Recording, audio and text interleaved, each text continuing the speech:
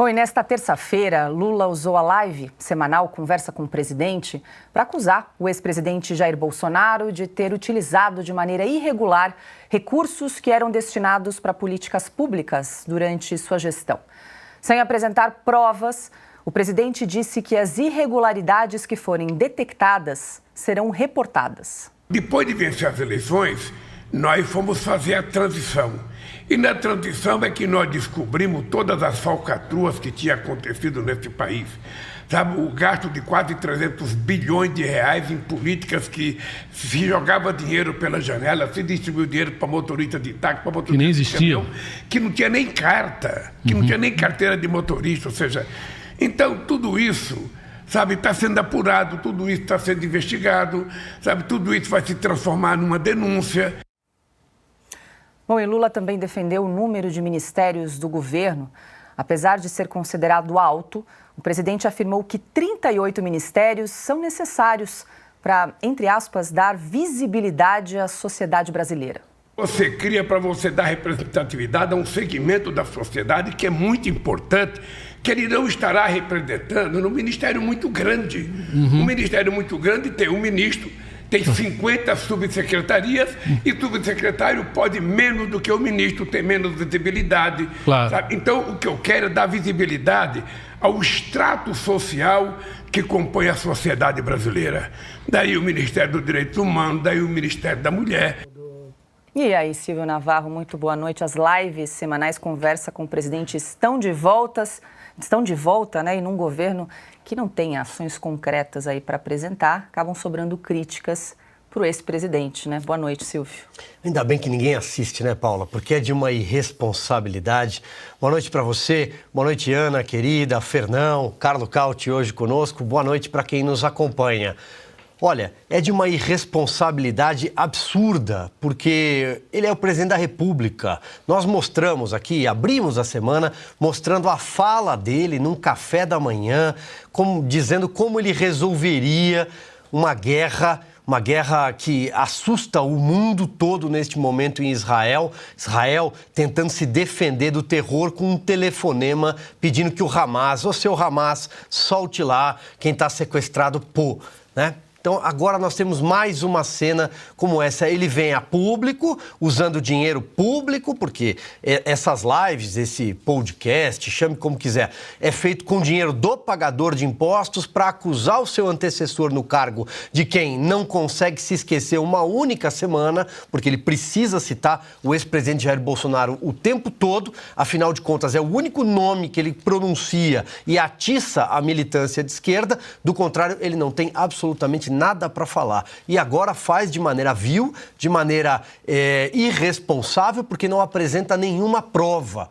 Alguém já imaginou se isso acontecesse às quintas-feiras, até o ano passado, quando o ex-presidente Jair Bolsonaro promovia as suas lives sempre ao lado de um representante do governo federal, sempre ao lado de um ministro, um presidente de banco, um secretário, para falar de um projeto em andamento, para falar do resultado de alguma ação do governo ou mesmo para rebater alguma notícia publicada pela imprensa que fez oposição a ele, a maior oposição já vista na imprensa brasileira desde a redemocratização do Brasil, pelo menos. Alguém já imaginou se o presidente Jair Bolsonaro fizesse acusações desse tipo sem apresentar provas, o que aconteceria? Neste momento, a patrulha das agências de checagem, o Ministério Público, o Randolph Rodrigues tocando a campainha no Supremo Tribunal Federal. Mas, pois bem, é o Lula, né? Ele tem uma licença para falar o que ele bem quiser, o que ele bem entender. Ele pode produzir fake news, a equipe dele pode produzir fake news e tudo passa impunemente no Brasil. Sobre os ministérios, 38, vamos a 40, se não mais, daqui para frente, porque o senhor Flávio Dino está nesse momento sendo fritado pelo próprio PT, que quer a área da segurança pública. Uma das pernas do ministério dele, a outra é a justiça. A pasta dele deve ser esvaziada e a segurança pública passar para outras mãos. Até uma forma de tirar o protagonismo do Flávio Dino, que causa alguma ciumeira dentro do PT. Mas o que é essa esplanada dos ministérios quando ele diz que ela tem a missão de tratar subrepresentados da sociedade brasileira. É mentira. Não trata ninguém. Ele mal sabe o nome dos ministros. Um levantamento recente do site Poder 360 trouxe informações, acho que até 40 dias atrás, que alguns ministros sequer tinham se reunido pessoalmente com o presidente. Ele não sabe o nome dos ministros. É um verdadeiro pombal na esplanada dos ministérios, onde os partidos políticos acabam indicando pessoas que tomam lugares de mulheres, muitas vezes. Já temos 3 demitidas somente em 10 meses de governo, para buscar dinheiro. Então, é distribuição de emenda, é distribuição de cargos, são pastas aparelhadas de forma vertical, porteira aberta, para usar o jargão de Brasília, e, afinal de contas, essas são as pastas que ele diz que são pessoas subrepresentadas. Quem é subrepresentado? Tem ministro que não sabe nem o nome da pasta. Ele não conhece os secretários executivos. Então, é tudo uma grande balela, bravata o tempo inteiro, acusações irresponsáveis e finalizo com o nosso dinheiro. É aí que mora o problema. Isso é mais grave. Aliás, tem até uma resolução recente do Judiciário, né, para tentar delimitar um pouco o uso dessas lives e onde elas são feitas. Aparentemente, ninguém vai cumprir nada neste governo. Fernão Lara Mesquita, muito boa noite. Na live, então, dessa semana, o presidente não deu uma palavra sobre a confusão ali com a meta fiscal, né? Lula que desautorizou o ministro da Fazenda, Fernando Haddad, na última sexta-feira.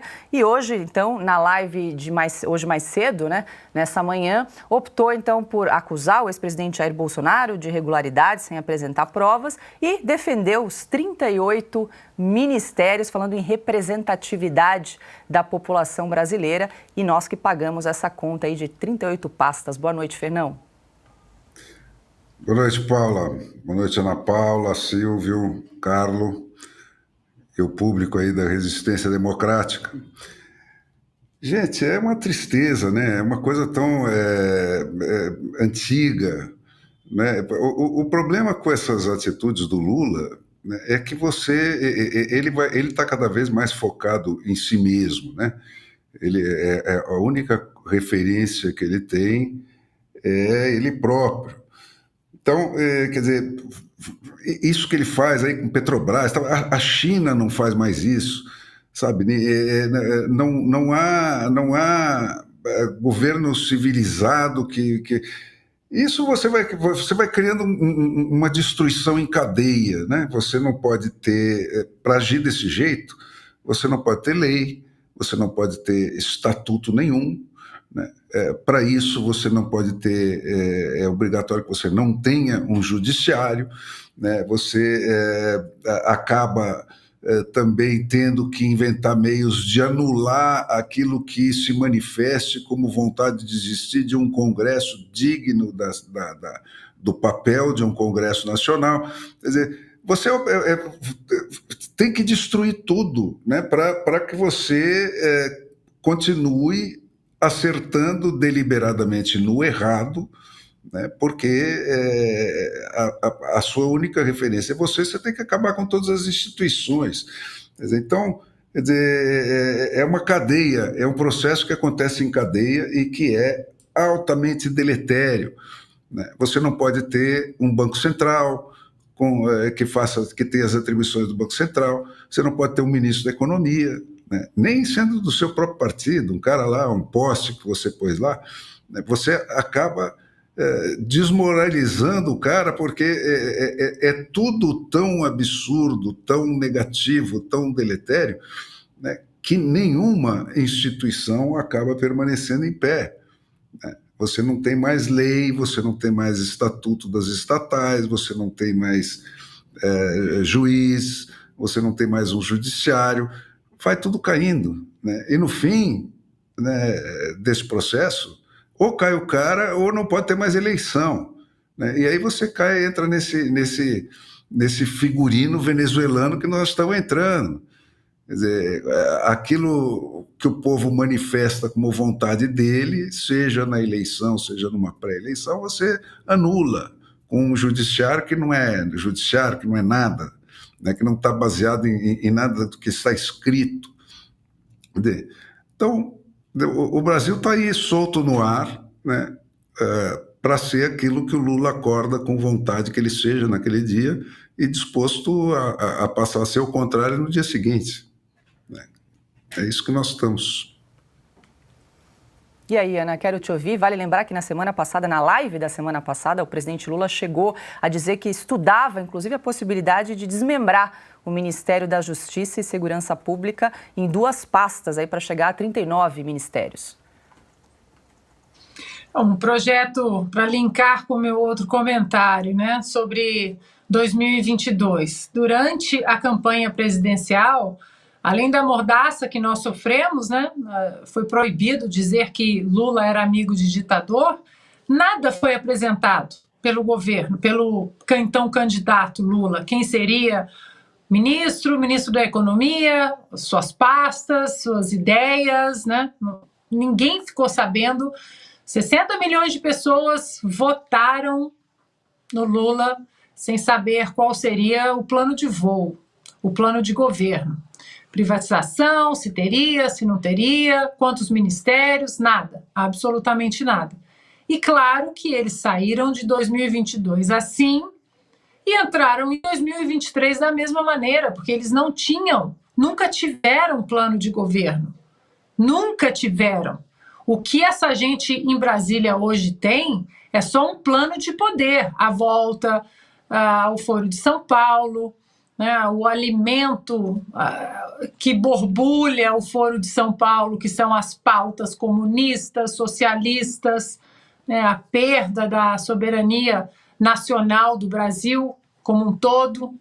Agora é mais um peão ali nesse foro nefasto. Então, diante do que de fato esse governo propõe para o Brasil, é preciso ficar demonizando o outro presidente, os 4 anos, né? É isso, aquilo, é isso, fez. Paula, nós vivemos a mesma coisa aqui nos Estados Unidos. É por isso que a gente precisa prestar muita atenção ao que acontece aqui, na Europa também, às vezes.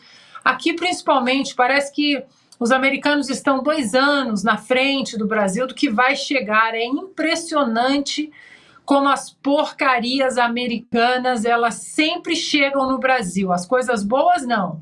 Primeira emenda, a segunda, nada disso é importado. Mas as porcarias da esquerda radical americana, essas chegam nos Estados Unidos. E desde que Donald Trump saiu da Casa Branca, Joe Biden entrou 20 de janeiro de 2021, e durante um ano e meio, o que a gente só ouviu era porque o Donald Trump isso, porque o Donald Trump aquilo.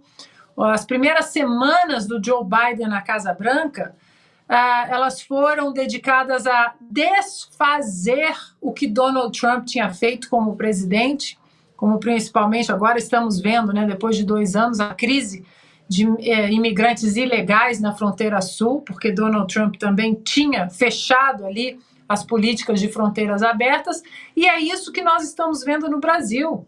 Não tem nada para oferecer, então é preciso demonizar e desumanizar aquele que saiu do governo.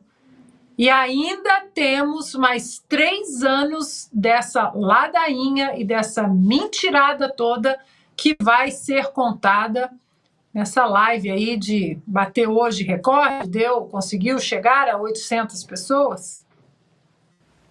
Pois é, Cauti, na live de hoje o presidente simplesmente ignorou a discussão sobre meta fiscal. Ontem nós acompanhamos a coletiva do ministro da Fazenda, Fernando Haddad, que ficou visivelmente irritado com os questionamentos, com as perguntas dos jornalistas. Claro que queriam saber se a meta de déficit zero vai ser mantida para 2024. Fernando Haddad simplesmente não conseguiu responder, porque foi desautorizado na semana passada pelo presidente Lula. A Piero, ele pegou e foi embora, né, Paula? Ele simplesmente foi grosso com os jornalistas, e se isso teria acontecido, ou tivesse acontecido com Paulo Guedes, ele teria sido crucificado, lapidado no dia seguinte pela imprensa, pegou e foi embora, interrompendo a coletiva. Pois é, Lula está jogando uma cortina de fumaça nesse discurso, nesse programa, para tentar evitar de falar das coisas realmente importantes, ou seja, que o ano que vem teremos um rombo fiscal enorme, que as contas públicas estão numa situação periclitante, que o mercado começa a se preocupar. Hoje saiu um relatório do Citibank, por exemplo, né, mudando o posicionamento do banco em relação ao Brasil, estão mais pessimistas com o fiscal brasileiro. E para o ano que vem teremos juros mais altos, teremos inflação mais alta, teremos aumento dos gastos públicos e uma situação de um PIB que vai decrescer. A atividade econômica já está diminuindo. Disso, nas coisas importantes, não se fala. Agora, voltar a falar, né, ao acusar o governo anterior, passaram 10 meses da posse, estamos ainda acusando o governo. Daqui a pouco chegaremos em 2026 e a culpa do fracasso será do governo anterior. Só um detalhe, Paula. Aqueles 300 bilhões que o presidente Lula está se referindo, evidentemente, é o dinheiro que foi distribuído durante os primeiros meses da guerra da Ucrânia, quando o petróleo simplesmente explodiu por causa dos efeitos da guerra da Ucrânia. Então, aquilo ali era uma medida que todos os países do mundo fizeram para tentar amenizar os efeitos negativos internacionais da guerra da Ucrânia. E o governo passado, só com o pente fino que fez nos programas sociais dos governos petistas, conseguiu economizar 80 bilhões de reais. Então, assim, a situação é um pouco diferente daquilo que o presidente Lula está falando, né?